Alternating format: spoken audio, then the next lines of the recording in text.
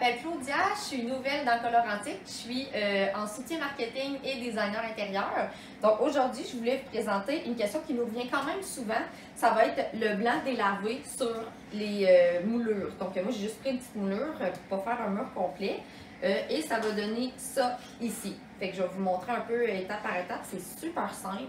Fait que c'est premièrement commencer par votre bois. Il faut que vous l'ayez idéalement lavé, sablé un petit peu. Moi, ma moulure était déjà prête, donc je ne le ferai pas, mais c'est des étapes qu'on fait à tous les projets. Donc, on va y aller avec le glacis blanc nuage. Fait que c'est parfait. Fait que on y va comme ça. Bien secouer le pot avant quand il est très bien fermé.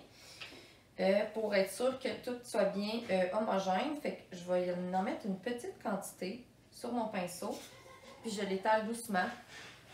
Pas besoin d'en mettre super épais parce que sinon ça va faire trop comme une teinture semi-transparente.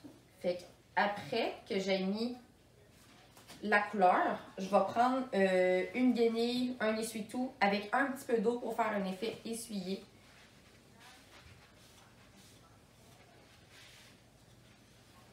On attend que ça sèche, puis ça va nous donner vraiment l'effet délavé comme ça ici.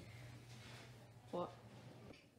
Donc, je continue ma capsule pour vous expliquer comment on fait une juxtaposition de couleurs avec du glacis et une couleur colorantique. Aujourd'hui, moi, je vais utiliser le glacis gâteau au chocolat, juste ici, et puis on va y aller avec une juxtaposition de couleurs avec la couleur nature, pour rester dans le thème du vert, vu que c'était la Saint-Patrick hier. Donc, premièrement, on va ouvrir le glacis, bien le brasser avant pour être sûr que tout soit bien mélangé à l'intérieur. Je l'ai juste ici. Fait que je trempe le pinceau. Je vais en mettre une couche un peu comme que j'ai fait avec le blanc, sauf que lui est un petit peu plus épais. Fait que c'est normal. Là, on n'ira pas l'essuyer parce qu'on veut garder l'effet du brun. Fait qu'on en met juste comme ça. Ensuite, on attend que ça sèche et ça va donner ça ici. Fait que c'est là qu'on va faire la juxtaposition de couleurs. Donc, je vais aller avec le vert, donc le nature, comme que je vous disais tout à l'heure. Lavez son pinceau si vous n'avez pas plusieurs. Fait que moi, je vais en prendre un autre.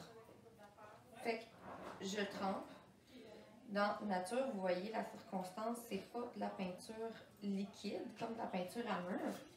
Et après ça, on en remet par-dessus. Fait que c'est normal qu'on camoufle la couleur. C'est avec l'effet du sablage qu'on va aller chercher le style de juxtaposition. Donc, on en met un peu ici comme ça.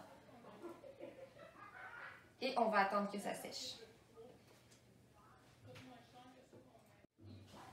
Donc, une fois que c'est sèche complètement, ça donne ça ici. Donc, vous voyez, c'est quand même super épais parce que ça recouvre totalement le brun. Donc, on ne voit pas. Je l'ai laissé ici pour qu'on voit qu'il y avait vraiment une couleur en dessous. Donc, pour continuer la juxtaposition, moi, je prends un bloc. Je trouve que ça va mieux, sablé, pour pouvoir retirer un peu la peinture pour aller chercher le brun qui se trouve en dessous pour donner l'effet vieillot. Fait que j'ai pas sablé beaucoup, puis on le voit déjà juste ici.